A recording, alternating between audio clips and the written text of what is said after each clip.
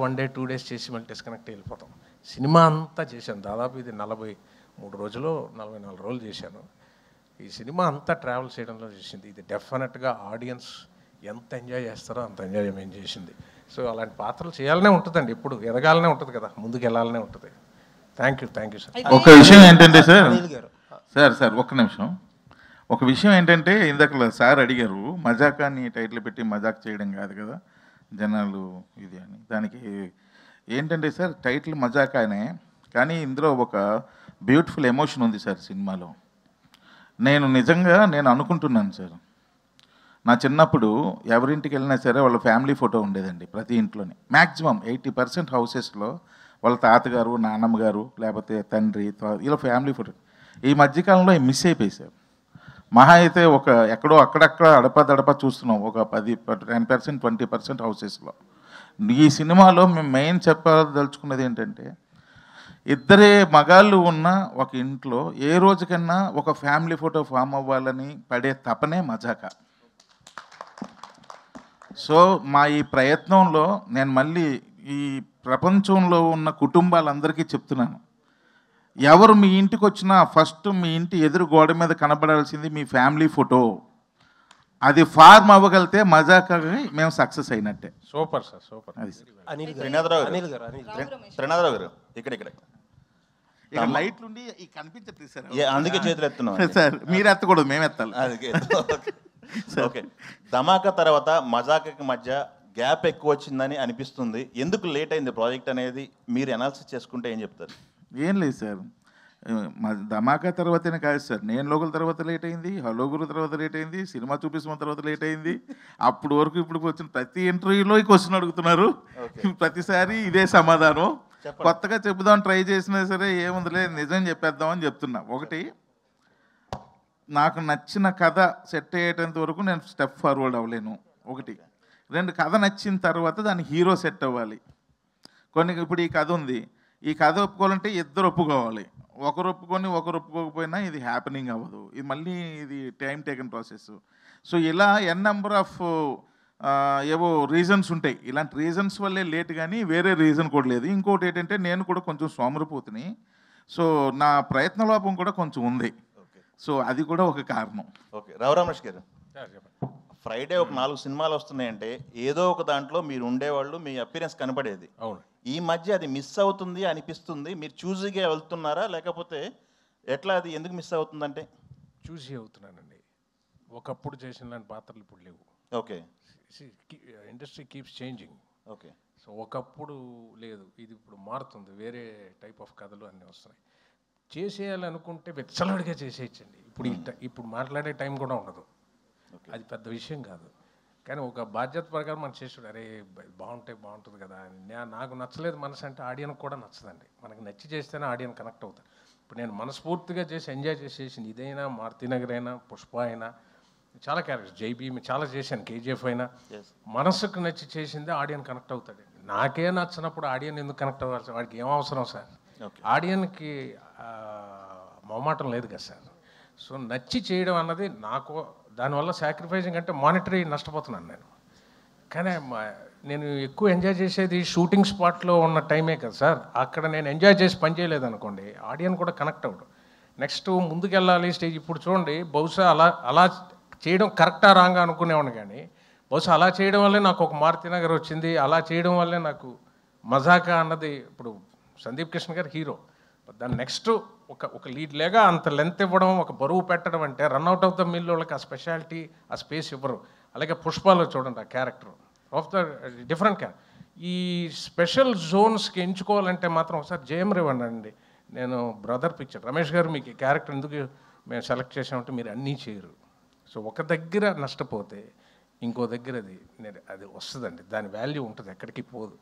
So అది ఎప్పుడు ఉంటుంది. మనం రన్అట్ ఆఫ్ ద మిల్ చేసామనుకోండి సార్, యాటిట్యూడ్ కూడా మారిపోద్దేమో. షూటింగ్కి వచ్చాక ఫర్ గ్రాంటెడ్గా చేసేయండి, రండి చేసేద్దాం, వెళ్ళిపోవాలి సార్, నేను 5ంటికి వెళ్ళిపోవాలి.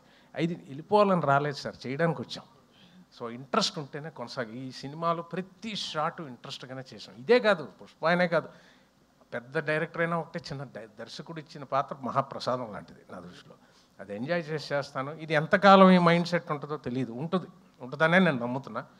గుడ్ క్వశ్చన్ అండి. అన్నీ చేస్తే ఈ స్పెషల్ జోన్ ఉండదేమో. ఇప్పుడు కూడా ఒకటి చేయబోతున్నాం నెక్స్ట్. ఇప్పుడు థింక్ చేస్తున్నారు ఫుల్ లెంత్ చేయాలన్నది ఆశ అండి. చూసారా, చూసి అప్పుడే పెరిగింది. చూజీగా ఉండదు సార్, సాక్రిఫైస్ చేస్తేనే వస్తాయి సార్.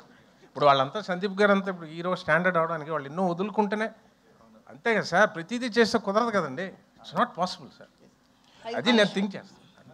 రావు రమేష్ గారు, ఇప్పుడు బేసికల్లీ మారుతి నగర్ సుబ్రహ్మణ్యం ఇవన్నీ ఆ రోల్ వెయిట్ వేరు, బట్ ఈ రోల్ అనేది బ్యాలెన్స్ చెప్తే మీ ఇమేజ్ కూడా డ్యామేజ్ అయ్యే అవకాశం ఉంది. రీసెంట్ కొన్ని మూవీస్ లో కూడా మనం మన హీరో కూడా చూసాం, తిరిగి ఎక్స్ప్లెనేషన్ ఇచ్చుకోవాల్సిన పరిస్థితి వచ్చింది. ఇదేండి ఓకే, హీరో పేరు ఎందుకులేండి.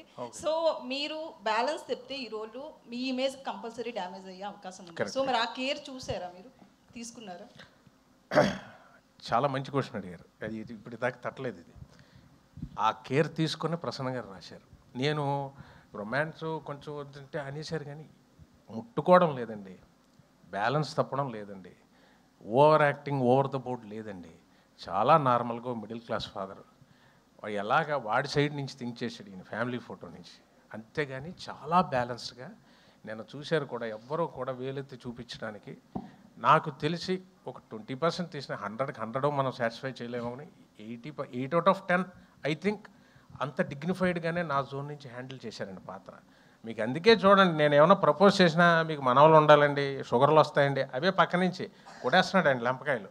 సో చాలా ఎక్కడ మన బ్యాలెన్స్ తప్పకుండా నేను హ్యాండిల్ చేశాడండి. ఒకటే ఏంటంటే 2-3 బిట్లు డ్యాన్స్ చేయించారు. అది కూడా నేనేదో పెర్ఫెక్షన్ ఇప్పుడు ఆయనలాగా మేము డ్యాన్స్ చేస్తామని కాదు. మా ప్రసన్న అన్నారు, మీరు అటెంప్ట్ చేస్తేనే క్యూట్నెస్, అడే పాత్ర డ్యాన్స్ చేస్తుంది అని చూస్తారు. మేము గొప్పగా డ్యాన్స్ చేసామని కాదు. సో బాగా చేసామండి. అది లేదు, డిగ్నిటీ దిగి ఎక్కడ లేదు. లేదండి, వెరీ ఆర్గానిక్గా ఉంటుందండి ఈ సినిమాలో. కామెడీ కానీ ఎమోషన్ కానీ చాలా ఆర్గానిక్గా ఉంటుంది, వెకిలిగా ఉండదు అస్సలు. ఎందుకంటే మీరు ఆయన ఒక్కరి కెరీర్ అన్నారు, వాట్ అబౌట్ మై కెరియర్? మరి నేనేంటి? అది కదా, అంత కాబట్టి ఎంత ఒళ్ళు దగ్గర పెట్టుకొని చేయాలి కదా. అయితే త్రినాథరావు గారు, ఇప్పుడు టీజర్ లాంచ్కి ట్రైలర్ లాంచ్కి మధ్యలో త్రినాథరావు గారి బిహేవియర్లో కానీ మెంటాలిటీలో కానీ ఏమైనా చేంజెస్ వచ్చాయని ఏమన్నా అనుకున్నారా, డిసైడ్ అయ్యారా? స్టేజ్ మీద మాట్లాడేటప్పుడు కావచ్చు ఇట్లా.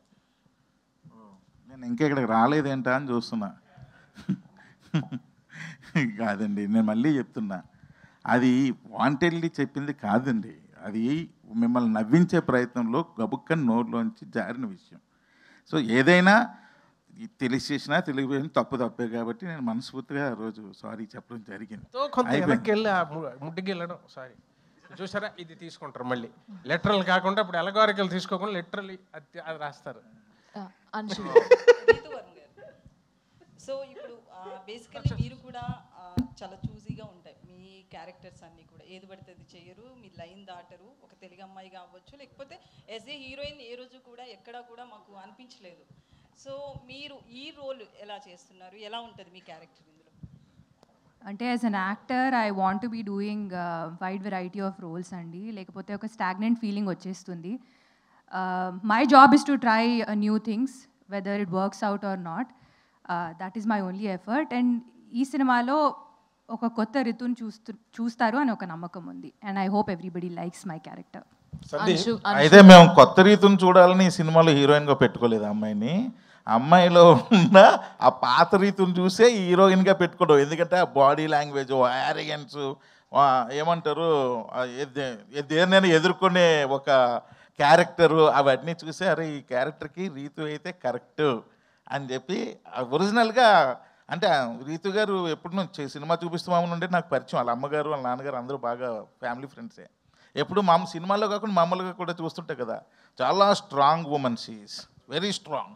సో అవన్నీ చూసే అరే ఈ క్యారెక్టర్కి ఇంత స్ట్రాంగ్ అమ్మాయి కావాలి అని చెప్పి ఆమెను పెట్టుకున్నాం. ఇప్పుడు అది లేదు, కొత్త రీతి అంటే నాకు భయం వేస్తుంది. సాంగ్స్ లో సాంగ్స్ సందీప్ హాయ్ అంశు గారు.